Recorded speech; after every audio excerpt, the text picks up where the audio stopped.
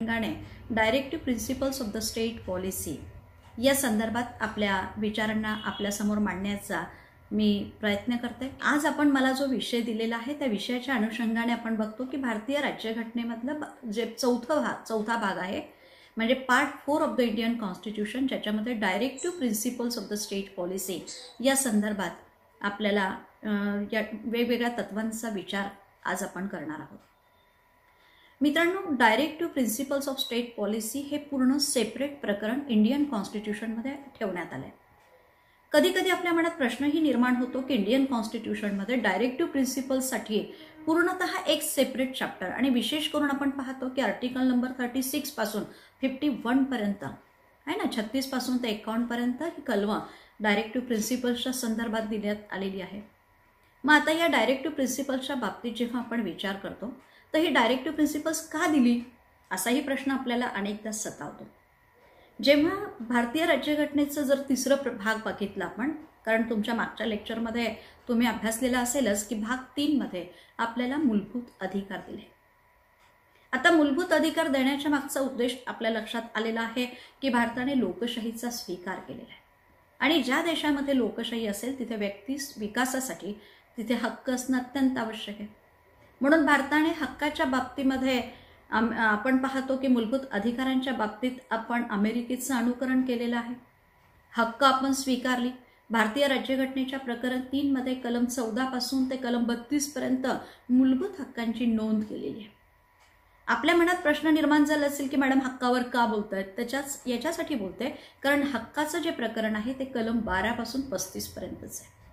आता कलम जे 12 आहे या 12 मध्ये इंडियन कॉन्स्टिट्यूशनच्या आर्टिकल नंबर 12 मध्ये भारताच्या राज्याच्या संदर्भाची जी व्याख्या आहे ती केलेली आहे आणि तशीच काहीशी व्याख्या आपण पाहतो आपल्या directive principles of state policy. आपण मार्गदर्शक तत्वे जे चौथा भाग पाहणार आहे या चौथ्या भागामध्ये सुद्धा जे पहिलं कलम आहे म्हणजे 36 नंबरचं जे कलम आहे त्या कलमामध्ये राज्याच्या संदर्भात विचार केलेला आहे। मित्रांनो, राज्याच्या संदर्भात विचार करत असताना हक्काच्या बाबतीत राज्याचा हेतू काय आहे? नागरिकांचा सर्वांगीण विकास आणि नागरिकांच्या सर्वांगीण विकासासाठी या ठिकाणी मूलभूत हक्काचा विचार केला गेला। आणि जेव्हा आपण मार्गदर्शक तत्वांच्या बाबतीत विचार करतो तर मार्गदर्शक तत्व सुद्धा ही व्यक्तीच्या सर्वांगीण विकासासाठीच अपेक्षित आहे। म्हणून राज्याने जे धोरण ठरवायचं आहे मग हे राज्याच्या धोरणाच्या संदर्भात, कारण आज जे सरकार आहे ते उद्या असेलच असं नाही। म्हणून व्यक्ती बदलतील, सरकार बदलेल, सरकार बदलला तर मूळ गाभा जो आपल्या राज्यघटनेचा आहे, जी लोकशाहीची जी संकल्पना आहे ज्याच्यामध्ये स्वातंत्र्य, समता, बंधुता आणि न्याय या पिलर्सवर जी लोकशाही उभी आहे ती लोकशाही कायम टिकावी। आणि या दृष्टिकोनातून आपण पाहतो की directive principles of the state पॉलिसीमध्ये पुन्हा एकदा भारताच्या राज्याच्या संदर्भातली व्याख्या केली की राज्य हे व्यक्ती विकासाचं साधन आहे। कारण बऱ्याचदा आपण बघतो की राज्य हे साध्य आहे की व्यक्ती हे साध्य आहे, अनेकदा प्रश्न असतो। पण मित्रांनो, इथे लक्षात घ्या की जेव्हा जेव्हा ज्या ज्या देशामध्ये लोकशाही असेल त्या देशामध्ये व्यक्ती ही महत्त्वाची आहे। म्हणून व्यक्ती हे साध्य आहे आणि जिथे हुकुमशाही असेल त्या विरुद्ध आपल्याला पाहायला मिळतं। म्हणून हुकुमशाही देशामध्ये आपण पाहतो हिटलर सारख्या व्यक्तीने सांगितलं होतं की यंत्र आहे तर त्या ठिकाणी आपण स्क्रूला महत्त्व आहे, म्हणजे व्यक्तीला महत्त्व आहे, अशा पद्धतीची संकल्पना। किंवा जमीन सुपीक असेल तर तिथे पीक चांगलं येईल, अशा पद्धतीचे विचार तिथे पाहायला आपल्याला मिळतात। परंतु आपल्या देशामध्ये आपण पाहतो की जिथे जिथे लोकशाही आहे तिथे असं म्हणणं आहे की एक एक स्क्रू मिळून जर यंत्र बनलेलं आहे। जर तुमच्याकडे स्क्रू आहे आणि ते यंत्र नाही असं नाही, पण इथे यंत्राप्रमाणे स्क्रूला सुद्धा तितकंच इम्पॉर्टन्स देण्याचा प्रयत्न डेमोक्रेसीत केला जातो। म्हणून व्यक्ती महत्त्वाची आहे। व्यक्तीचा विकास झाला की आपोआप देशाचा आणि राज्याचा विकास होणार, ही जी संकल्पना आहे ही लोकशाहीला म्हणजे सहाय्यभूत ठरणारी आहे किंवा लोकशाहीला आपण म्हणू शकतो की लोकशाहीच्या दृष्टिकोनातून अनुकूल अशी संकल्पना आहे। आणि या दृष्टिकोनातून आपल्या भारतामध्ये जेव्हा लोकशाहीचा स्वीकार केला, मग लोकशाहीचा स्वीकार करत असताना नागरिकांच्या अधिकारांच्या संदर्भातली तरतूद भारतीय राज्यघटनेच्या प्रकरण 3 मध्ये केली। त्याच वेळेस विचार केला की घटनाकारांनी बघा किती विचारपूर्वक घटना तयार केली। केवळ अधिकार देऊन काम संपलं असं नाही, वास्तविक अधिकार देताना कर्तव्य आपण दिलेली नव्हती। सुरुवातीला त्यांना अपेक्षित होतं नागरिक कर्तव्य पार पाडतील, पण नागरिकांच्या कर्तव्याचा जरी विचार केला नव्हता घटनाकारांनी सुरुवातीला, कारण त्यांना अभिप्रेत होती पण नंतर मात्र तेव्हाच असं लक्षात आलं की सरकार आज असेल उद्या नसेल, व्यक्ती जी आज आहे ती उद्या तीच असेल असं पण होणारच नाहीये. आणि अशा वेळेस मग नागरिकांच्या हिताच्या दृष्टिकोनातून आपल्याला विचार करणं गरजेचं आहे. आणि या दृष्टिकोनातून भारतीय राज्यघटनेचा पूर्ण 4था भाग जो आहे ना, part 4 of the Indian constitution, याच्यामध्ये आर्टिकल नंबर 63 मध्ये राज्य काय असेल, राज्याचा हेतू काय आहे या संदर्भातली कन्सेप्ट इथे क्लिअर केलेली आपण पाहतो. मित्रांनो, ह्या राज्याच्या संदर्भातली संकल्पना देत असताना परत एक दुसरी गोष्ट आहे की राज्याची व्याख्या ह्या कलम 12 प्रमाणेच कलम 36 मध्ये सुद्धा करण्यात आलेली आहे. मग राज्य हे व्यक्ती विकासासाठी. मित्रांनो, या लोककल्याणकारी राज्याचा स्वीकार आपण केला याचाही विचार करणं या दृष्टिकोनातून अत्यावश्यक आहे.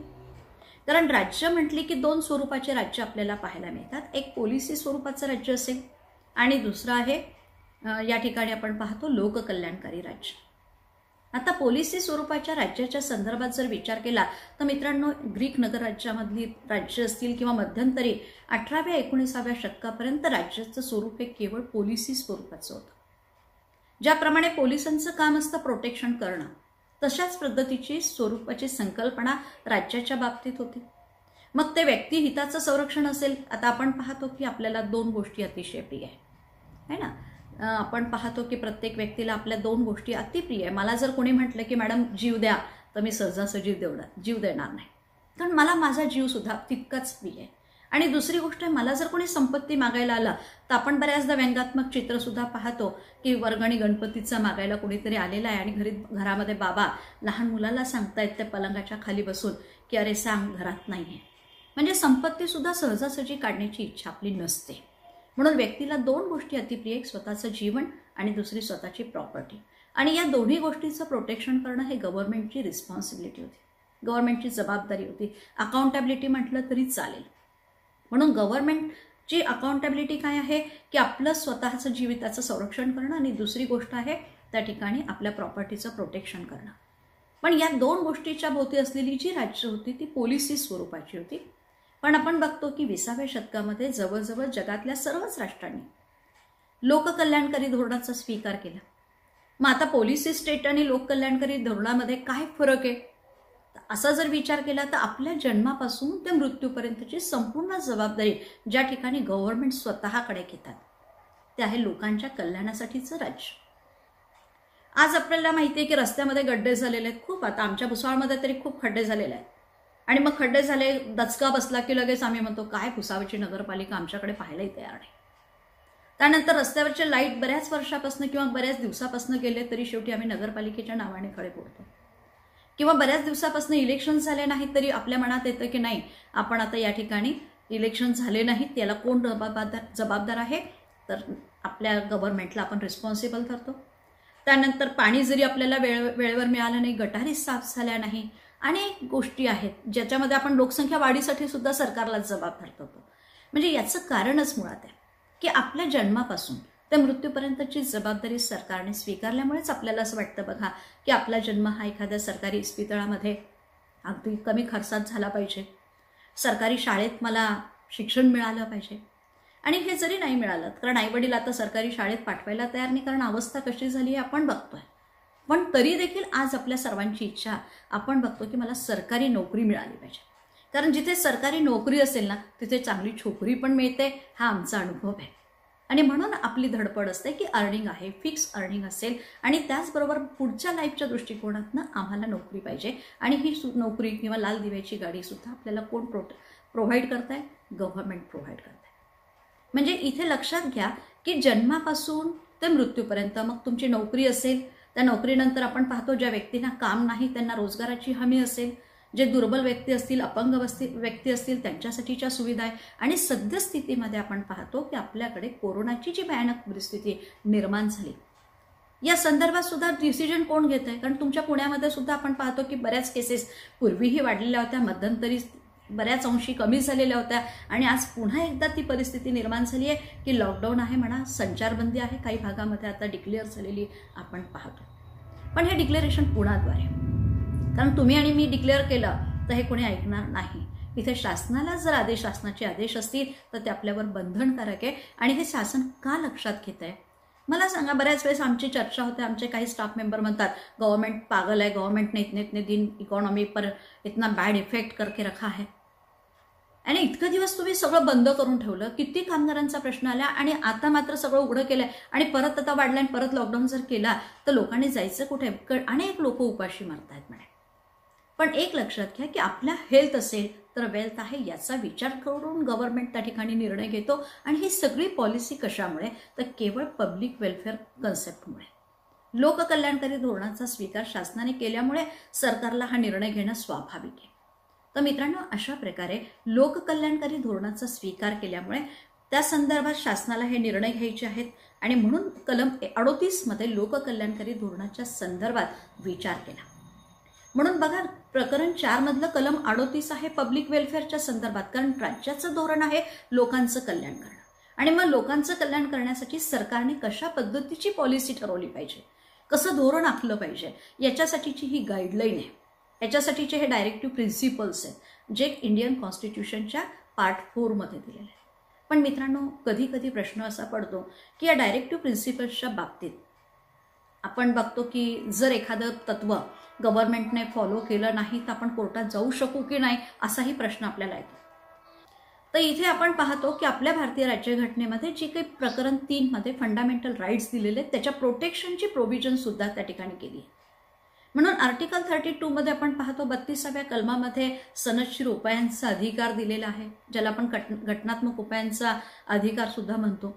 आणि या घटनात्मक उपायांच्या अधिकाराद्वारे आपण 5 प्रकारचे अर्ज कोर्टात दाखल करून, म्हणजे केसेस प्रमाणे कोणता अर्ज दाखल करायचा हे ठरलेलं आहे आणि 5 प्रकारचे रीट दाखल करण्याचा अधिकार आपल्याला इथे प्राप्त झालेला आहे.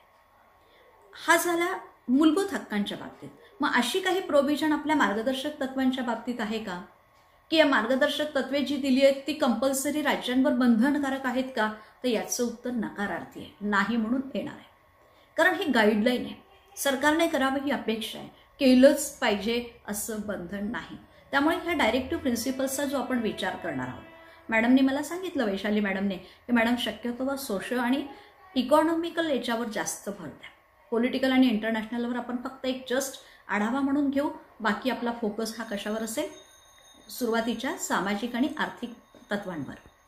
तर आता इथे सामाजिक आणि आर्थिक तत्वांचा विचार करत असताना आर्टिकल नंबर 37 मध्येच ही प्रोव्हिजन दिली आहे की जी मार्गदर्शक तत्वे आहेत या तत्वांच्या संदर्भामध्ये जर सरकारने एखादं तत्व स्वीकारलं नाही तर आम्ही काहीही करू शकणार नाही, कारण आम्हाला न्यायालयामध्ये जाण्याचा अधिकार नाही.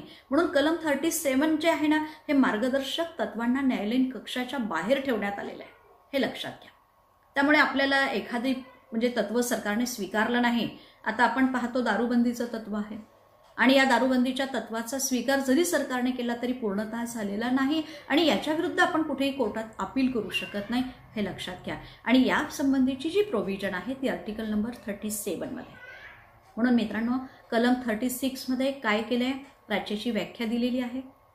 37 मध्ये काय केलंय की हे जे मार्गदर्शक तत्वे आहे हे न्यायालयीन कक्षेच्या बाहेर ठेवण्यासंबंधीची या ठिकाणी तरतूद करण्यात आलेली आहे.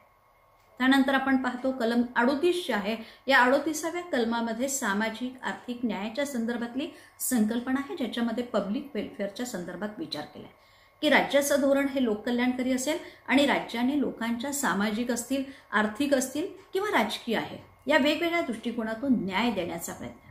म्हणून इथे जस्टिस महत्त्वाचं आहे, प्रत्येकाला न्याय मिळाला पाहिजे. काही व्यक्ती अल्पसंख्याक असतील त्यांनाही न्याय मिळाला पाहिजे, काही व्यक्ती दुर्बल असतील त्यांनाही न्याय मिळाला पाहिजे. काही ठिकाणी आपल्यावर पर्यावरणाचा होणारा परिणाम म्हणून इथे आपल्या जीवन म्हणजे उदरनिर्वाहाचा प्रश्न असेल किंवा जीवन जगण्याचा प्रश्न असेल, तर अशा वेळेस या संदर्भात न्याय देण्याची जी संकल्पना आहे त्या संदर्भातला सविस्तर विचार आर्टिकल नंबर 38 मध्ये करण्यात आलेला आहे. आणि मित्रांनो, यानंतर आपण असं बघू शकतो की हे सगळं झालं आर्टिकल फक्त म्हणजे बघा 36, 37 आणि 38 ही तिन्ही कलम इंट्रोडक्टरी आहे.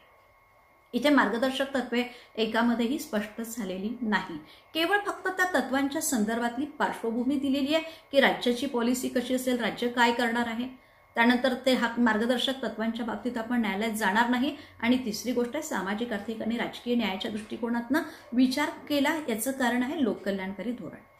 आता आपण मूळ मुद्द्यावर येऊया की ही जी मार्गदर्शक तत्वे आहेत ही कशा स्वरूपाची, असा जर विचार आपण केला तर आपल्या असं लक्षात येतं की घटनेमध्ये क्लासिफिकेशन कुठेही केलेलं नाही. कुठेच असं केलं नाही की ही सामाजिक तत्व आहे, ही आर्थिक आहे, ही राजकीय आहे, ही आंतरराष्ट्रीय, असं कुठेही क्लासिफिकेशन कॉन्स्टिट्यूशनमध्ये केलेलं नाही. पण जेव्हा आपण अभ्यास करतो आपल्या अभ्यासाच्या सोयीसाठी, कारण आपल्याला माहिती आहे की आपण काम करत असताना थोडंसं क्लासिफिकेशन केलं की अभ्यास करणं सोयीचं होतं, आणि या दृष्टिकोनातनं आपण आर्थिक तत्व कोणती आहेत, सामाजिक तत्व कोणती आहेत, राजकीय कोणती आहे, आंतरराष्ट्रीय कोणती आहे, आणि त्यानंतर काही तत्व जी अमेंडमेंट्सने आलेली आहेत, जी 42व्या घटनादुरुस्तीने समाविष्ट करण्यात आलेली आहे, त्याचाही विचार आपण या ठिकाणी करू शकतो. तर मित्रांनो, आता आर्थिक तत्वांच्या बाबतीत जर विचार केला तर आर्थिक तत्व हा सगळ्यात मूलाधार आहे. कारण आपण पाहतो की जोपर्यंत आपलं पोट भरत नाही तोपर्यंत रिकाम्या पोटी कुठेही तत्वज्ञान ऐकलं जात नाही. म्हणून आर्थिक तत्व ही अतिशय महत्त्वाची. जोपर्यंत आर्थिक बाबी नसतील तोपर्यंत असून नसून आपल्याला काही इथे माहिती नाही की कितीही कुणी सांगितलं तरी रिकाम्या पोटी कुठेही तत्वज्ञान ऐकलंच जात नाही. आणि म्हणून आर्थिक तत्वाचा सुद्धा विचार या ठिकाणी शासनाने केला. कारण जोपर्यंत लोकांच्या हाताला काम मिळणार नाही, समान कामासाठी समान वेतन मिळणार नाही, किंवा मग या ठिकाणी आपण पाहतो की जर सगळ्यांच्या हाताला काम द्यायचं असेल तर आपल्याला लघु उद्योगाला प्रोत्साहन देणं गरजेचं आहे. अशा वेगवेगळ्या संकल्पना त्यावेळेस घटनाकारांनी आपल्या डोक्यात ठेवलेल्या होत्या. आणि एक चर्चा झालेली आहे. चर्चा झाल्यानंतर तिथे जे काही मुद्दे समोर आलेत आणि त्या मुद्द्यांच्या अनुषंगाने आपण पाहतो की आपल्या भारतीय राज्यघटनेमध्ये वेगवेगळ्या तत्वांना या ठिकाणी स्थान देण्यात आलेलं आहे. आता आर्थिक तत्वांचा जर विचार केला तर पूर्ण कॉन्स्टिट्यूशनमधले आपण जर आर्टिकल नंबर 38 पासून आहे ना, 38 तर संपलेला आहे, 39 पासून जर 51 पर्यंतचा विचार केला, आता माझ्यासारखीला खरं लक्षात ठेवायला फार कठीण जायचं. काही काही गोष्टी तत्व कलम लक्षात ठेवणं कठीण जायचं. मग मी विचार करायचे 38 पर्यंतचा भाग संपला, इंट्रोडक्टरी भाग आहे ना, 1 मिनिट संपलेला आहे, आपल्याला पुन्हा जॉईन व्हावं लागणार आहे. मी तोपर्यंत कंटिन्यू ठेवते. तर आर्टिकल नंबर 39 म्हणजे 38 संपल्यानंतर 39 नंतर मी 40 सोडून द्यायचे, 41, 42, 43 आणि डायरेक्ट 48. म्हणजे 40ला 1 कमी आणि 50ला 2 कमी, हे 2 तत्व लक्षात ठेवणार आणि मधले 41, 42, 43 ही सिरीज लक्षात ठेवायची. आणि अशा पद्धतीने 39, 41, 42, 43 आणि 48 या 5 कलमांमध्ये आपल्याला इकॉनॉमिकल प्रिन्सिपल्स किंवा फायनान्शियल प्रिन्सिपल्स, आपण आर्थिक तत्व ज्याच्यामध्ये आहे त्या तत्वांचा आपल्याला समावेश झालेला पाहायला मिळतो. आता आपण आर्थिक तत्वामधल्या कलम 39च्या संदर्भात विचार करतोय. आता मी तुम्हाला आधीच सांगितलं की मला थोडंसं कमी समजत होतं किंवा लक्षात राहत नव्हतं. मी लक्षात घ्यायचे की 40ला 1 कमी, 50ला 2 कमी, आणि नंतर मग 50च्या सिरीजमधली जी 41, 42 आणि 43 ही एकूण 5 कलम जी आहेत ती आर्थिक तत्वाच्या संदर्भात आहे. पण या आर्थिक तत्वाच्या संदर्भामध्ये कलम 39 मध्ये 6 उपविभाग केलेले आहे, याचा विचार आपण करत आहोत. आता कलम 39(1) हा पार्ट 1 जो आहे ना, तो राज्य सरकार सर्व व्यक्तींना जीवनाच्या उपयोगी असलेल्या किंवा जीवनासाठी लागणारी जी काही साधनं आहेत ना ते उपलब्ध करून देईल अशा प्रकारची तरतूद करण्यात आली आहे. मित्रांनो बघा, आज आपण पाहतो लोककल्याणकारी राज्य आहे आणि या लोककल्याणकारी राज्यामध्ये कोणीही व्यक्ती आपल्या देशात उपाशी राहू नये आणि त्या दृष्टिकोनातून प्रत्येक व्यक्तीला जीवनोपयोगी किंवा जीवनाकरता लागणारे जे काही साधन आहे ते उपलब्ध करून देण्याची जबाबदारी या ठिकाणी सरकारने स्वीकारावी अशा प्रकारची तरतूद करण्यात आलेली आहे. आता आपण पाहतो की आपल्याकडे बऱ्याचदा काही व्यक्तींच्या हाताला काम मिळत नाही. अशा वेळेस रोजगार उपलब्ध करून देण्याची जी सरकारकडनं पॉलिसी ठरवली जाते ना ती 39(1) या कलमानुसार. त्यानंतर आपण बऱ्याचदा पाहतो की काही व्यक्तींना जर दुष्काळ आलेला आहे, काम नाही, तर मग रोजगार हमी योजना, दुष्काळाच्या वेळेस सुद्धा सरकार काम काढतं आणि लोकांच्या उदरनिर्वाहाची काळजी घेऊन त्या ठिकाणी काम उपलब्ध करून देण्याचा प्रयत्न करतो. मित्रांनो, सध्याच्या कोरोनाच्या परिस्थितीमध्ये आपण बघितलं की अनेक कामगार स्थलांतरित होत होते आणि त्यावेळेस रेशन कार्डचा प्रश्न आलेला होता. तर हा रेशन कार्ड महाराष्ट्रातलं असेल तर दुसऱ्या राज्यात चालेल की नाही, म्हणजे एका राज्याचं रेशन कार्ड दुसरीकडे चालेल की नाही. मग त्यावेळेस सरकारने उदरनिर्वाहाचा जो विषय केला होता ना की रेशन कार्ड कुठलंही असून त्या व्यक्तीने कुठेही अन्नधान्य घ्यायला हरकत नाही, किंवा आपण पाहिलं की या कोरोना काळामध्ये अनेकांना जीवनोपयोगी आणि जीवनाकरता लागणारी जी साधनं आहेत ना ती सरकारने उपलब्ध करून दिलेली आहे. केलीच पाहिजे बंधन नाहीये, पण सरकारने जर गाईडलाईन स्वीकारली, लोक कल्याणाची जबाबदारी स्वीकारली आहे, तर आपण पाहतो आर्टिकल नंबर 39 मधला जो उपविभाग आहे आणि सब टायटल जे आहे 39(1) मध्ये, त्यानुसार ही प्रोव्हिजन या ठिकाणी केली जाते. त्यानंतर 39(2) चा जर विचार केला तर राज्य हे समान कामासाठी समान वेतन देण्याची तरतूद करेल अशा प्रकारची प्रोव्हिजन आहे. मित्रांनो, आपण पाहतो की आता महाविद्यालयामध्ये तुमच्या किंवा कुठेही तुम्ही जर बघाल, एखादा तुम्ही उद्या कॉम्पिटेटिव्ह एक्झाम देत आहात, तर मुलगी असो की मुलगा असो, एक समान पद असेल तर समान कामासाठी समान वेतनाची जी प्रोव्हिजन आहे ती आर्टिकल नंबर 39 मधल्या दुसऱ्या उपविभागात दिलेली आहे. आपल्याकडे खाजगीमध्ये आपण पाहतो की स्त्री असेल तर कमी वेतन दिलं जाईल, पण खाजगीमध्ये सार्वजनिक ठिकाणी किंवा आपण सरकारी ठिकाणी आपण पाहतो अशा पद्धतीचा भेदभाव करता येत नाही. हे प्रोव्हिजन आहे 39(2) जी गव्हर्नमेंटने इम्प्लिमेंटेशन करण्याचा प्रयत्न केलाय. म्हणून 39(2) काय सांगते, समान कामासाठी समान वेतनाची तरतूद करण्यात यावी आणि त्या दृष्टिकोनातून आज आपण पाहतो सरकारने तशी पावलं उचललेली आहे. म्हणून आता मी प्राध्यापक असेल आणि माझ्यासोबतच या ठिकाणी दुसरे व्यक्ती किंवा समान त्यांचं स्केल असेल तर आपण पाहतो समान कामासाठी समान वेतनाची तरतूद आहे. तर ही 39(2) मधली प्रोव्हिजन आहे. त्यानंतर 39(3) मध्ये जर आपण गेलो तर राज्य आर्थिक शोषणाच्या विरुद्ध अधिकार या ठिकाणी देतील. कोणीही कोणाचं आर्थिक शोषण करू शकणार नाही. आपण पाहतो की पूर्वी आपल्या भारतामध्ये आर्थिक शोषण मोठ्या प्रमाणावर होत होतं.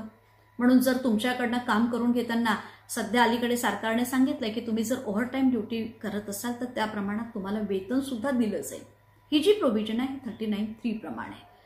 आणि पूर्वी आपण पाहतो की एखाद्या फॅक्टरीमध्ये कामगार काम करत असे, त्याने जास्तीचंही तास काम केलंय तर मालकाकडनं त्याला पाहिजे तसं वेतन दिलं जात नव्हतं, त्याची शोषण केलं जात होतं. आणि त्या संदर्भातला मार्क्सचा कम्युनिस्ट थेअरी आपण अभ्यासलेली आहे की कशा पद्धतीने या ठिकाणी शोषण केलं जात होतं. पण मित्रांनो, आज आपण पाहतो की कोणत्याही फॅक्टरीमध्ये असो किंवा कोणत्याही पब्लिक सेक्टरला असेल किंवा गव्हर्नमेंट सेक्टरला आहे, राज्य काय करतंय, आर्थिक शोषणाच्या कोणीही कोणाचं आर्थिक शोषण करू शकणार नाही. आता उदाहरणार्थ मी जर एखाद्या स्केलसाठी पुढे जाणार असेल आणि माझं स्केल मला माझी इन्स्टिट्यूट देत नसेल, कारण पब्लिक सेक्टरमध्ये काम करतोय, तर अशा वेळेस मात्र आपल्याला त्या ठिकाणी विचार करण्यासाठी भाग पडतो. कारण गव्हर्नमेंटने त्या संदर्भातली पॉलिसी ठरवलेली आहे.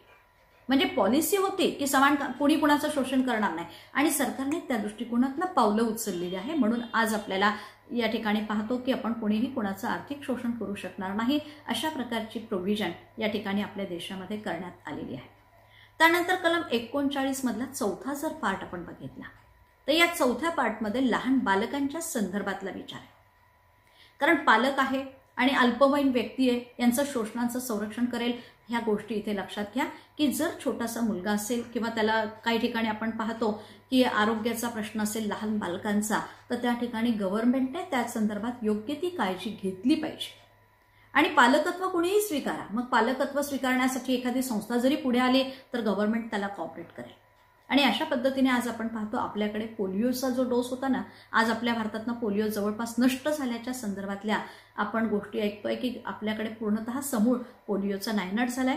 पण पुन्हाही भविष्यात होणे या दृष्टिकोनातून सरकारकडनं पोलिओचे जे डोस पाजले जातात, तर हे सगळं प्रोव्हिजन या संदर्भातली केली ती कोणत्या कलमानुसार केली, 39 मधल्या चौथ्या भागाच्या उपविभागानुसार केलेली. तसंच अंगणवाडी आज आपल्या शाळेमध्ये म्हणजे छोट्या छोट्या मुलांना शिकवण्यासाठी अंगणवाडी चालते आणि या अंगणवाडीच्या संदर्भात जर आपण विचार केला तर पोषण आहार त्या ठिकाणी जो प्रोव्हाइड केला जातो हा सुद्धा 39च्या 4 मधल्या केलेल्या प्रोव्हिजनमध्ये सरकारने त्या संदर्भात काही इम्प्लिमेंटेशन करण्याचा प्रयत्न करत असल्याचं आपल्याला पाहायला मिळतं.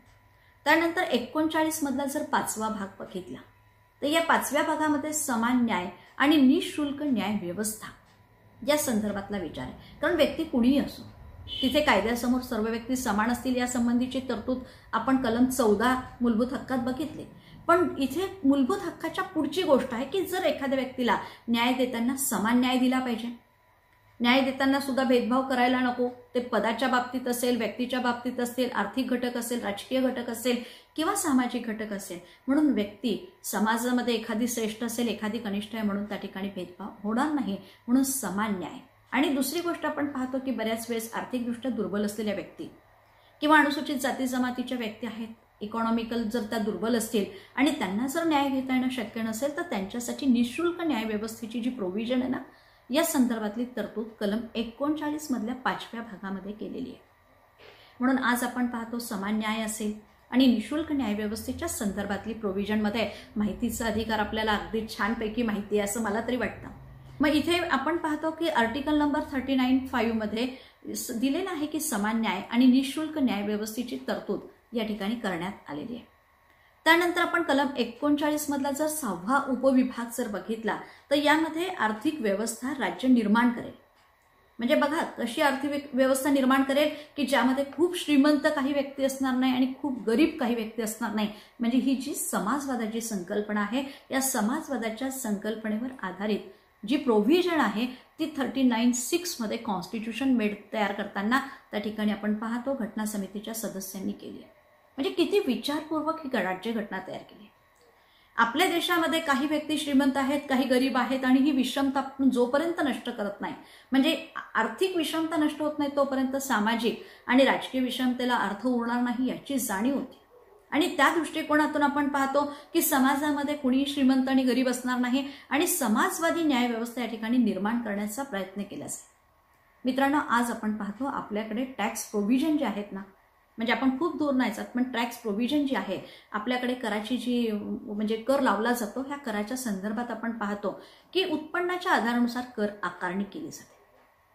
मग ही कर आकारणी करण्याच्या मागे उद्देश आहे उत्पन्न ज्याचं जास्त असेल तो कर जास्त देणार आणि ज्यांचं उत्पन्न नाही त्यांना इतर सर्व ती गव्हर्नमेंटकडनं प्रोव्हाइड केलं जाणार, जेणेकरून इकॉनॉमिकल इनइक्वॅलिटी आम्हाला जी आहे ती कमी करायची आहे आणि इक्वॅलिटी आणायची. हा जो उद्देश आहे ना हा आपल्या भारतीय राज्यघटनेच्या कलम 39 मधल्या 6व्या मध्ये गव्हर्नमेंटला त्याच वेळेस एक डायरेक्टिव्ह प्रिन्सिपल्स म्हणून स्वीकारण्यात आला आणि त्या अनुषंगाने आपण पाहतो की सरकार प्रयत्नशील आहे. सगळ्या गोष्टी केल्याच पाहिजे, सरकारवर बंधन नाही, पण सरकारने बऱ्याच गोष्टी यापैकी करण्याचा प्रयत्न जे सरकार आलं त्या सरकारने त्या पद्धतीने तशी पावलं उचलण्याचा प्रयत्न आपण केलेला पाहतो. आणि अशा प्रकारे मित्रांनो कलम 39 मध्ये आपण 6 उपकलमांचा विचार केला, ज्यामध्ये बघा प्रत्येकाला आपलं जीवन जगण्याचा अधिकार आहे आणि जर उपलब्ध साधन नसतील तर ती साधन सुद्धा सरकारने प्रोव्हाइड करावी अशा प्रकारची तरतूद घटनाकारांनी त्यावेळेस केली. आणि त्यानुसार आज सरकार त्या दृष्टिकोनातून रोजगार हमी योजना असेल किंवा इतर काही कामं असतील तर ही आपल्याकडे दिली जातात.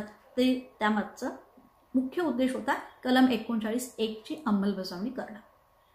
त्यानंतर समान कामासाठी समान वेतन, मला तरी समान वेतन मिळतं म्हणजे याचा अर्थ कलम 39(2) मध्ये गव्हर्नमेंटने म्हणजे घटनाकारांनी जी प्रोव्हिजन केली होती ते प्रोव्हिजन प्रमाणे आज आम्हाला सगळ्यांना सारखं वेतन सुद्धा दिलं जातं, कोणी कोणाचं आर्थिक शोषण करणार नाही या संदर्भातली प्रोव्हिजन आहे. पूर्वी आपल्या भारतामध्ये देवदासीच्या प्रथा वगैरे होत्या, कारण ज्या व्यक्ती या ठिकाणी, पण ती प्रथा वेगळी. इथे वेश्या व्यवसाय असेल किंवा आणि या संदर्भातला जर विचार केला तर इथे आर्थिक शोषण हा विषय हे लक्षात घ्या. त्यानंतर कलम 39(4) मध्ये लहान बालकांचं आरोग्य चांगलं राहावं या दृष्टिकोनातनं पोलिओ म्हणा, मी अंगणवाडीचं उदाहरण तुम्हाला दिलं, जे सरकारने प्रोव्हिजन केली आहे की लहान बालकांचं म्हणजे कोणी कोणाचं शोषण होणार नाही किंवा त्याचे तो निरोगी राहावा, सुदृढ राहावा या दृष्टिकोनातनं सरकारने प्रयत्न केले पाहिजे. समान न्यायाची संकल्पना असेल, निशुल्क न्याय व्यवस्था आहे आणि त्याचबरोबर समाजामध्ये समाजवादाची संकल्पना. मित्रांनो, बऱ्याचदा असं विचार येतो की जर रशियामध्ये 1917 मध्ये बोल्शेविक क्रांती झाली होती आणि तेव्हा त्यांनी साम्यवादी विचार स्वीकारला आणि 1924 मध्ये रशियाने न्यू इकॉनॉमिकल प्लॅन जो स्वीकारला आणि अतिशय कमी वेळामध्ये जी जलद प्रगती केली त्याचा प्रभाव आपल्या भारताच्या पहिले पंतप्रधान पंडित नेहरू यांच्यावरही पडलेला आपण पाहतो. 1955च्या बांडुंग परिषदेमध्ये पंडित नेहरूंनी त्या संदर्भात घोषणाही केली होती, पण या समाजवादाचा उल्लेख केवळ उद्देश पत्रिकेमध्ये केलेला नव्हता, अपेक्षित होता. प्रकरण 4 मधल्या या 39(6) मध्ये त्याची प्रोव्हिजन आहे आणि नंतर आपण पाहतो की इंदिरा गांधी पंतप्रधान असताना 1976 मध्ये आणीबाणीच्या काळात स्वर्णसिंग समितीची जी काही शिफारस आहे त्या शिफारसीनुसार आपल्या भारतीय राज्यघटनेमध्ये जी 42वी घटना दुरुस्ती करण्यात आली आणि या 42व्या घटना दुरुस्तीनुसार उद्देश पत्रिकेमध्ये समाजवाद या शब्दाचा उल्लेख केलेला आहे.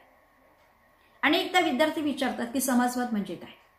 आता समाजवादाच्या संकल्पनेला नेमकं आपल्याला शब्दामध्ये बांधता येणं तसं कठीण आहे. त्याचं कारण आहे की प्रत्येक राष्ट्राने आपल्या सोयीप्रमाणे त्याचा अर्थ लावलेला आहे. म्हणून रंग बदलणाऱ्या सरड्याप्रमाणे तुम्ही जर रशियामध्ये गेलात तर तिथल्या समाजवादाची अवस्था तुम्हाला वेगळी मिळेल. आज चीनमधल्या समाजवादाचा विषय हा थोडासा वेगळ्या स्वरूपाचा आपल्याला पाहायला मिळतो. आपल्या भारतामध्ये आपण समाजवादाचा अर्थ आपल्या सोयीने घेतला, अमेरिकेत गेलो तर अमेरिकेने त्यांच्या सोयीने घेतलाय. म्हणून रंग बदलणाऱ्या सरड्याप्रमाणे समाजवादाची अवस्था झालेली आहे अशा प्रकारे म्हटलं जातं. पण काही जरी असलं तर समाजवादाचा जो मूळ उद्देश आहे ना की समाजामध्ये कुणीही व्यक्ती इतकी श्रीमंत असू नये किंवा कोणीही व्यक्ती इतकी गरीब असू नये की जेणेकरून एकमेकांकडे जाणं हा प्रतिष्ठेचा विषय बनेल. तर मित्रांनो, इथे आर्थिक विषमता कमी करणं हाच त्यामागचा उद्देश होता, हे आपल्या असं लक्षात येतं. आता आपण पुढच्या कलमाकडे जाऊया. 39 झालं, 40 सोडायचं आहे है ना 41 मध्ये. आता 41 कलमामध्ये काय केलं की काही व्यक्ती आपल्या समाजामध्ये शारीरिकदृष्ट्या आणि आर्थिकदृष्ट्या दुर्बल आहेत है ना. त्या अशा दुर्बल व्यक्तींना सरकारी मदतीची जी प्रोव्हिजन आहे ना, ती कलम 41 मध्ये करण्यात आली. आता आपण पाहतो की आपल्याकडे शारीरिकदृष्ट्या दुर्बल म्हणजे अपंग व्यक्तींचा जर आपण विचार केला तर आपण अपंगांसाठी सुद्धा म्हणजे हँडिकॅप व्यक्तींसाठी सुद्धा प्रोव्हिजन्स केलेले आहेत. आरक्षणाची तरतूद आज केलेली आहे. आणि इकॉनॉमिकल वीकर सेक्शनसाठी सुद्धा बघतो आपण नोकरीमध्ये किंवा इतर ठिकाणी काही सवलती आहेत. तुम्हाला नोकरी असेल किंवा शिक्षणामध्ये इकॉनॉमिकल वीकर सेक्शनला जी काही तरतूद करण्यात आलेली आहे मित्रांनो, कलम 41च्या डायरेक्टिव्ह प्रिन्सिपल्स प्रमाणेच सरकारने ही तरतूद केलेली आहे. म्हणून शारीरिक असेल किंवा आर्थिकदृष्ट्या दुर्बल असेल अशा दुर्बल व्यक्तींना सरकारकडनं मदत देण्याच्या संदर्भातली तरतूद घटनाकारांनी आर्टिकल नंबर 41 मध्ये केलेली आहे. म्हणून राज्य आपली आर्थिक शक्ती आणि विकास यांच्या मर्यादेत प्रत्येक नागरिकाला काम मिळवून देण्याचा प्रयत्न करेल. कारण सरकारने आपली मर्यादा आपण लक्षात घेतली पाहिजे. फक्त लोकांना प्रोव्हाइड करायचं असं नाहीये. सरकारकडे काय काय आहे, सरकारकडे किती साधनं उपलब्ध आहेत आणि त्या साधनांचा उपयोग आपल्या देशातल्या शारीरिक आणि आर्थिकदृष्ट्या ज्या दुर्बल व्यक्ती आहेत त्यांच्यासाठी आपण किती करू शकतो आणि या दृष्टिकोनातून विचार करून या ठिकाणी आपण पाहतो ही प्रोव्हिजन करण्यात आली. म्हणून आपल्याकडे शिक्षणाच्या संदर्भात असेल, बेकारीच्या संदर्भात असेल, काही व्यक्ती म्हातारे आहेत, आपण सिनियर सिटीजनसाठी आपण बघतो की आपल्या घरामध्ये काही व्यक्ती मोठ्या ज्येष्ठ असतील त्यांच्या नावाने आपण FD ठेवतो कारण इंटरेस्ट त्यांना जास्त आहे. किंवा रेल्वेमध्ये बसमध्ये प्रवास करताना त्यांना काही सवलती दिलेल्या आहेत. ही जी सवलत आहे ना ही आर्टिकल नंबर 41 प्रमाणे. म्हणून शिक्षणाचं असेल, बेकारी असेल, वार्धक्य असेल, आजारपण असेल किंवा काही वेळेस पंगुत्व असेल किंवा स्वतःचा दोष नसताना सुद्धा काही वेळेस काही व्यक्तींना हलाखीचं जीवन जगावं लागतं. अनेकदा आपण अशी परिस्थिती पाहतो की काही कारण नसताना हलाखीचं जीवन जगावं लागतं आणि अशा वेळेस मग त्या व्यक्तीला कुठेतरी पब्लिक सपोर्ट मिळणं अत्यंत आवश्यक असतं. म्हणजे सार्वजनिक तिला मदत मिळणं अत्यंत आवश्यक आहे. आणि ही सार्वजनिक मदतीचा हक्क आहे ना, तर हा मदतीच्या हक्काच्या संदर्भात उपलब्ध करून देण्याच्या संदर्भातली जी प्रोव्हिजन आहे ती 41 आहे. आणि या 41 नुसार आपण पाहतो की आपल्याकडच्या अनेक स्वयंसेवी संस्था या स्वतःहून पुढे येतात किंवा सरकार हातात स्वयंसेवी संस्थेच्या मदतीने ज्या काही शारीरिक आणि आर्थिकदृष्ट्या दुर्बल व्यक्ती आहेत त्यांना काही मदत देते ना, ती प्रोव्हिजन कलम 41 प्रमाणे. मित्रांनो, 42 कशाच्या संदर्भात आहे असाही प्रश्न आपल्या मनात निर्माण झाला असेल. कारण 41 मध्ये इकॉनॉमिकल आणि फिजिकल वीकर सेक्शनला सपोर्टच्या संदर्भातला विचार आपण केला. आता 42वे जे कलम आहे ते इकॉनॉमिकलच आहे, आर्थिक तत्वच आहे. पण हे आर्थिक तत्व कशाच्या संदर्भात आहे तर प्रसूतिकालीन रजेच्या संदर्भात आहे. आणि तो अधिकार फक्त आम्हा स्त्रियांना आहे बरं का. आता इथे लक्षात घ्या की जेव्हा एखादी स्त्री नोकरी करते किंवा काही ठिकाणी कामावर असते आणि कामाची परिस्थिती आणि मातृत्व ह्या दोन्ही गोष्टी तितक्याच महत्त्वाच्या. पण मातृत्व स्वीकारायचं म्हणजे मग तिने नोकरी गमवायची का? पूर्वीच्या काळामध्ये स्त्रियांना नोकरी करतच नव्हता त्याच्यामुळे एवढा विषय नव्हता. पण अलीकडे जर सरकारने कायद्यानुसार समान अधिकार दिले, एवढंच नाही तर आपण 30% रिझर्वेशन या ठिकाणी आपण नोकरीच्या बाबतीत ठेवलेलं बघितलं. मग जेव्हा नोकरीमध्ये 30% रिझर्वेशन आहे आणि जर तिच्या मातृत्वामुळे तिला नोकरी गमवावी लागणार अशी ही परिस्थिती निर्माण होऊ नये म्हणून सरकारने 42व्या कलमामध्ये बघा गव्हर्नमेंटने आधी आपल्या घटनाकारांनी आधीच विचार केलेला आहे. कारण स्त्रियांना जर आपण समान अधिकार दिले आणि उद्या स्त्रियांना जर प्रसूतिकालीन रजेची वेळ आली तर मित्रांनो सुरुवातीला हम दो हमारे तीन अशी प्रोव्हिजन होती. आता आमच्या वेळेस सुद्धा हम दो हमारे दोची प्रोव्हिजन. आता पण तसं तुम्ही जर बघितलं आता मी माझंच उदाहरण तुम्हाला देते की मी नोकरीला लागल्यानंतर कायमस्वरूपी या ठिकाणी जेव्हा झालाय म्हणजे मी परमनंट झाले त्यानंतर मला माझ्या 2 मुलांच्या वेळेस पूर्णतः सुट्टी मिळालेली आहे. पूर्णतः सुट्टी, पूर्ण पगार आणि याच्याशिवाय माझ्या जागेवर ज्या व्यक्तीने काम केलं त्या व्यक्तीला सुद्धा पूर्ण पगाराची प्रोव्हिजन या ठिकाणी केलेली होती आणि आजही होते बघा. पण इथे परमनंट असणं अत्यंत आवश्यक आहे आणि 3 महिने त्यावेळेस मी रजा उपभोगलेली होती. आता या रजेच्या कालावधीत वाढ झालेली आहे. आता ही रजेचा कालावधी 6 महिन्याचा करण्यात आलेला आहे. कारण आता मुलं हम दो हमारे दोच्या ऐवजी शक्यतो आपण एकाच मुलासाठीची ही सवलत घेतो. पण अजूनही 2ची तरतूद आहे घटनेमध्ये. म्हणून प्रसूतिकालीन रजेची जी प्रोव्हिजन आहे ना ही कलम 42 मध्ये. आणि आता मात्र पितृत्व रजा आहे, पॅटर्निटी लीव्हची सुद्धा 10 दिवसाची सवलत आहे. कारण गव्हर्नमेंटने विचार केलाय की जेव्हा विभक्त कुटुंब पद्धती आली आहे आणि स्त्रीला त्यावेळेस मदतीची गरज आहे आणि म्हणून म्हणजे ज्याप्रमाणे स्त्रीला आपण सुट्टी देतो ना त्याप्रमाणे आता पॅटर्निटी लीव्ह सुद्धा म्हणजे मॅटर्निटीप्रमाणेच पॅटर्निटी लीव्हचा सुद्धा विचार या ठिकाणी गव्हर्नमेंटने जो केला तो आर्टिकल नंबर 42 प्रमाणे. आणि मित्रांनो म्हणजे मला स्वतःला माहिती नव्हतं, मी शेअर करायला हरकत नाही, आपण सगळे PGचे स्टुडंट आहात, पण इथे अबॉर्शन लीव्हसुद्धा या ठिकाणी प्रोव्हिजन आहे जी मला माहिती नव्हती. पण अबॉर्शन लीव्हमध्ये सुद्धा 1.5 महिने आपण परमनंट एम्प्लॉई असू तर आपल्याला 1.5 महिन्याची या ठिकाणी अबॉर्शन लीव्ह एन्जॉय करता येते. आणि ह्या सगळ्या गोष्टी याच्यासाठी आहे की गव्हर्नमेंटने या संदर्भात काय काय प्रोव्हिजन्स केल्या हे जेव्हा आपण त्या स्थितीमध्ये जातो तेव्हा आपल्याला त्याची गरज भासते, म्हणून त्याचा अभ्यास असणं अत्यंत आवश्यक आहे. पण या प्रसूतीकालीन रजेची तरतूद बघा किती विचारपूर्वक. घटनेमध्ये समानतेचा अधिकार दिला, कायद्यासमोर समानतेचं कलम 14 मध्ये आहे, कलम 15 मध्ये आपण सार्वजनिक स्थळी समानता मांडली, पण कलम 16 जे आहे ना तर नोकरीबाबत समानतेचा विचार केला.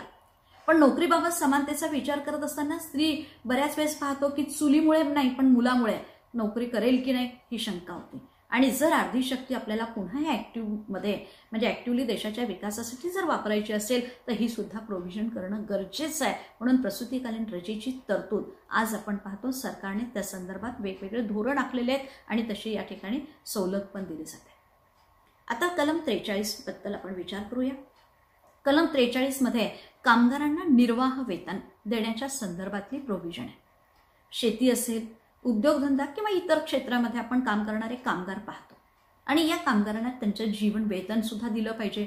त्याचं कारण आहे त्यांचा राहणीमानाचा दर्जा तेव्हाच उंचावेल जेव्हा त्यांना निर्वाह वेतन देईल. पण मित्रांनो या ठिकाणी काम करणाऱ्या व्यक्तीला विश्रांती सुद्धा आवश्यक आहे.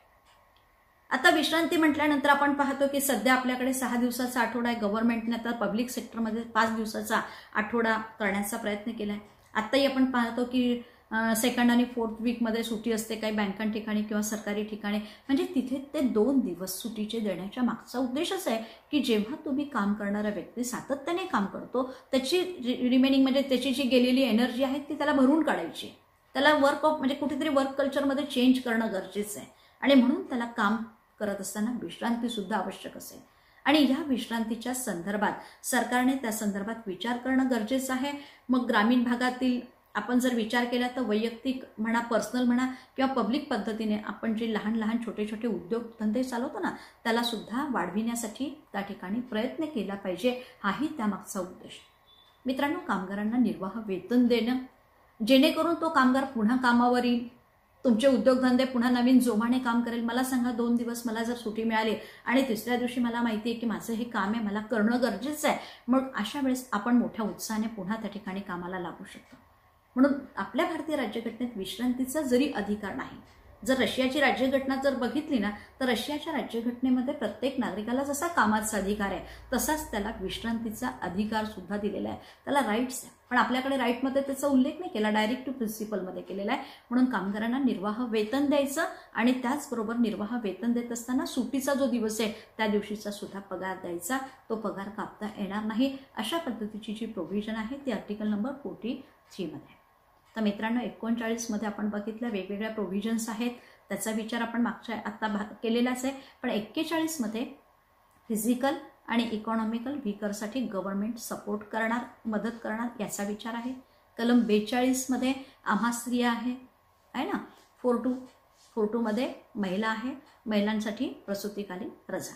43 मध्ये कामगारांना निर्वाह वेतन देण्याच्या संदर्भातली तरतूद आहे. मग कामगार कोणी असो, स्त्री असेल, पुरुष असेल, शेती किंवा इंडस्ट्रीमध्ये किंवा इतर सेक्टरमध्ये जर काम करत असेल तर तिला तिचं जेवण वेतन मिळालं पाहिजे. राहणीमानाचा दर्जा तिचा कसा उंचावता येईल त्याप्रमाणे तिला तितकं वेतन, निर्वाह वेतन दिलं गेलं पाहिजे आणि तिला त्या ठिकाणी कामाची शाश्वती पण देणं अत्यंत महत्त्वाचं आहे. नाहीतर आपण काय करतो, बऱ्याच वेळेस कामावर ठेवतो आणि कामाची शाश्वती नाही तर अनेक प्रश्न निर्माण होतात. अशा पद्धतीने इकॉनॉमिकल सेक्शनच्या संदर्भात आपण 39, 41 नंतर 42 आणि 43चा विचार केल्यानंतर आता कितवर राहिला आहे, हाफ सेंचुरीला 2 कमी म्हणजे 48 वर आपण येतोय. आता 48 कलमाचा जर विचार केला तर हा 48 जो आहे ना आर्टिकल नंबर 48 जे आहे ते को रिलेटेड टू ॲग्रिकल्चर आणि या ठिकाणी पशुसंवर्धनाच्या संदर्भात आहे.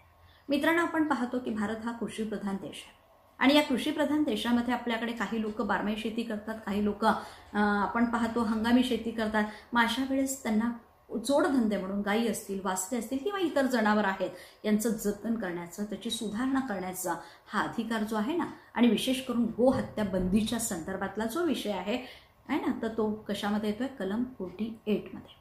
म्हणजे शेतीला जोडून जोड उद्योग करा. मग जोड उद्योग करत असताना त्या ठिकाणी गायींची किंवा त्यांची कत्तल होणार नाही याची सुद्धा खबरदारी किंवा त्या दृष्टिकोनातून शासनाने योग्य पावलं उचलली पाहिजे, अशा प्रकारची तरतूद 48 मध्ये आहे. म्हणून आज आपण पाहतो आपल्याकडे लघु उद्योग आहे किंवा जोड उद्योगाला सरकारकडनं प्रोत्साहन मिळतं. जर एखादा सुशिक्षित बेकार तरुण असेल आणि त्याने जर विचार केला की मला दुग्ध व्यवसाय सुरू करायचा आहे किंवा छोटा मोठा उद्योग सुरू करायचा आहे शेतीशी संबंधित, तर सरकारकडनं त्याला ट्रेनिंग पण दिलं जातं, त्याला सबसिडी पण दिली जाते. तर मित्रांनो, अशा प्रकारे कृषी आणि पशुसंवर्धनाच्या संदर्भातली जी काही प्रोव्हिजन आहे ती आर्टिकल नंबर 48 मध्ये आहे. आणि अलीकडे अतिशय चर्चेचा असलेला महत्त्वाचा विषय बघा, त्या 48 मध्ये पुन्हा एक सब कॉलम केला जे 42व्या घटना दुरुस्तीने. केव्हा? इंदिरा गांधी पंतप्रधान असताना 1976 मध्ये. मग 1976 मध्ये इंदिरा गांधी पंतप्रधान असताना बघा, पर्यावरणाच्या संरक्षणाचा आणि संवर्धनाचा जो विषय ना, अतिशय ज्वलंत विषय सध्याचा आहे, त्याची प्रोव्हिजन 48 मधल्या अ भागामध्ये केलेली आहे. म्हणजे राज्याची जबाबदारी आहे की पर्यावरणाचं संरक्षण करायचं. आणि म्हणून आज आपण पाहतो की आता NSS असेल किंवा इतर ठिकाणी आपणही विद्यार्थी काम करत असाल, सरकारकडनं सातत्याने खबरदारी घेतली जाते आणि सांगितलं जातं ट्री प्लांटेशन करा, है ना, प्रत्येकाने झाड लावलं पाहिजे, झाडाचं संगोपन करा आणि आपल्या बर्थडेला किमान एक झाड लावा. म्हणजे हे झाड लावण्याच्या संदर्भातली गव्हर्नमेंटची रिस्पॉन्सिबिलिटी, पण सगळं काम गव्हर्नमेंट करत नसतं, आपल्याकडनंच ते करून घेत असतात.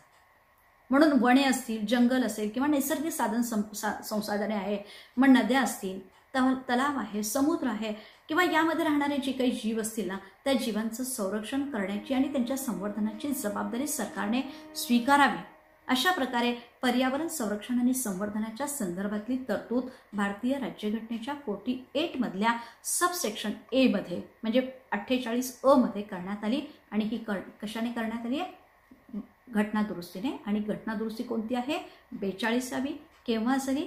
1976 मध्ये. मित्रांनो, अशा प्रकारे आर्थिक तत्वांचा आपण विचार केलेला आहे.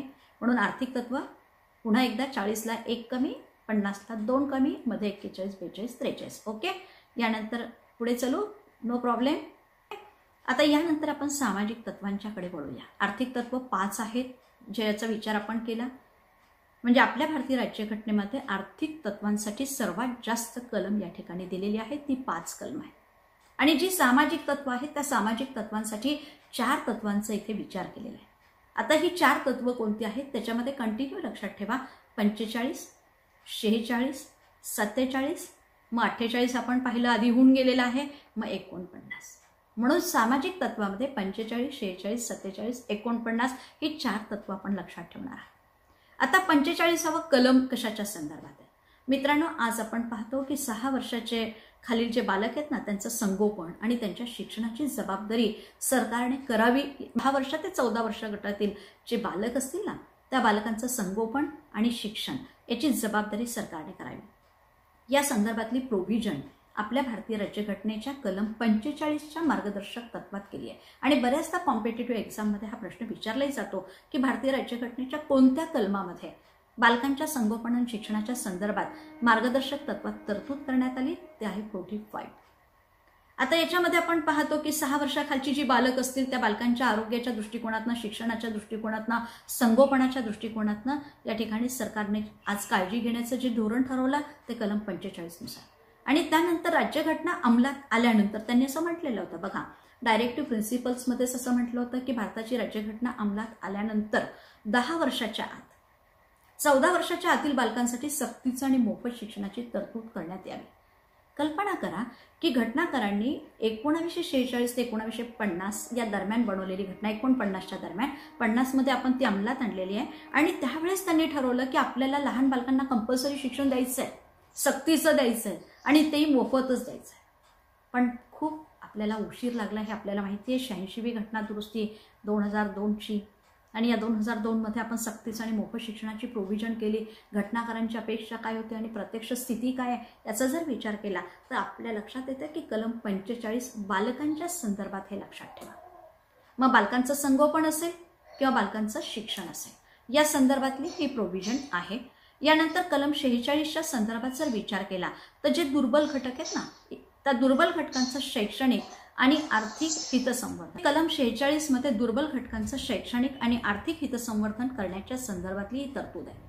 मग आपण पाहतो समाजामध्ये अनुसूचित जाती आहे, अनुसूचित जमाती आहे आणि या जमातींचं विशेष हितसंवर्धन करण्याची जबाबदारी या डायरेक्टिव्ह प्रिन्सिपल्समध्ये कोणत्या दिली आहे? 46 मध्ये दिलेली आहे.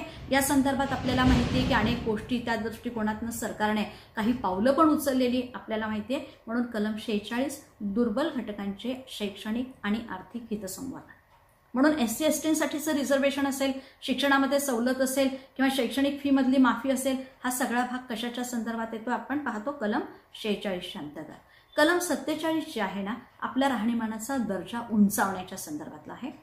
नंतर आपण पाहतो की दारूबंदी करण्याच्या संदर्भातली तरतूद आहे. म्हणजे थोडक्यामध्ये जर लक्षात घेतलं ना तर आपलं जे आरोग्य आहे ते आरोग्य सुधारण्याच्या संदर्भात आज सरकार जी पावलं उचलतोय ना कोरोनाच्या संदर्भात, तर ते कलम 47 नुसार. म्हणून कोणी नागरिक असो देशाचा, त्याचं भरण पोषण करणं, मग त्याचा राहणीमानाचा दर्जा उंचावणं, मग त्याच्या आरोग्यावर कुठेही घातक परिणाम होऊ नये यासाठी दारूबंदी करणं आणि सार्वजनिक आरोग्य सुधारण्याच्या दृष्टिकोनातून मादक पेयावर बंदी घालण्याचा प्रयत्न आपल्याकडे केला जातो. तंबाखूच्या बाबतीत जी पावलं सरकारने उचलली, मग आपल्यालाही प्रश्न पडला असेल दारूच्या बाबतीत का नाही उचलली? तर मित्रांनो, सगळ्यात जास्त महसूल गव्हर्नमेंटला जर कशातनं मिळत असेल तर दारूच्या मधनं.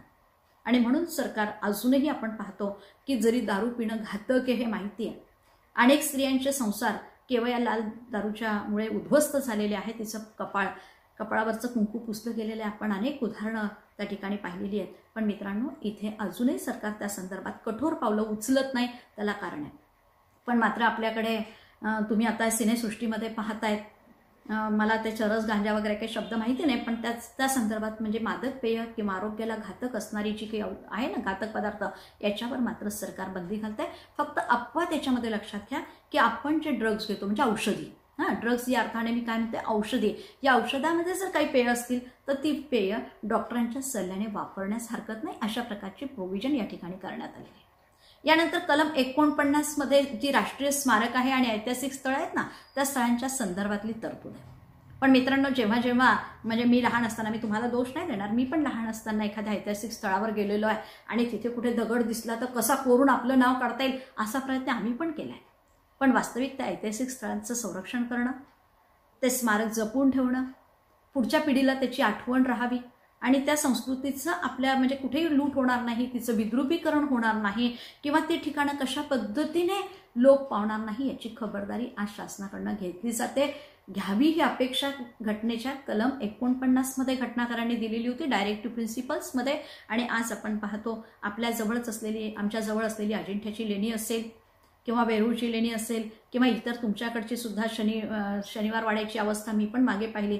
सरकार किती काळजी घ्यायला पाहिजे हा त्यांचा प्रश्न आहे, पण सरकार त्या पद्धतीने काही ठिकाणी म्हणजे सुधारणा करतायत, ती किती करतायत हा नंतरचा विषय. ओके, तर अशा पद्धतीने आपण बघितलं आहे की कलम किती 45 कशाच्या संदर्भात होतं? बालकांच्या संदर्भात. कलम 46 मध्ये आपण बघितला की ज्याच्यामध्ये दुर्बल घटकांचं शैक्षणिक आणि आर्थिक हितसंवर्धन होतं. कलम 47 मध्ये आरोग्यावर घातक ठरणारे जे पदार्थ असतील त्यावर बंदी, म्हणजे राहणीमान उंचवायचं आहे यासाठीचा विचार. आणि राष्ट्रीय स्मारक आणि ऐतिहासिक स्थळांच्या संरक्षणासंबंधीचा विचार हा कलम 49 मध्ये करण्यात आलेला आहे. मित्रांनो, यानंतर आपण पाहतो राजकीय तत्वाचा फक्त 1-2 मिनिटात आढावा घेते आणि अशा पद्धतीने आपण सामाजिक आणि आर्थिक तत्वावर मोठ्या प्रमाणावर भर दिलेला आहे. राजकीय तत्वाचा जर विचार केला तर तिथे 3 तत्व त्यामध्ये दिलेली आहे. ती 40, 44 आणि 50. मित्रांनो, 40वा कलम पंचायत राज्याची संकल्पना आणि गांधींची संकल्पना होती. ती संकल्पना कलम 40 मध्ये आपल्याला दिसते आणि त्यानुसार आपण पाहतो की आपल्या भारतामध्ये सर्वात प्रथम राजस्थानमध्ये पंचायत राज्याचा स्वीकार करण्यात आला. बलवंतराय मेहता समिती वगैरे, मी याच्यावर डिटेल बोलणार नाही.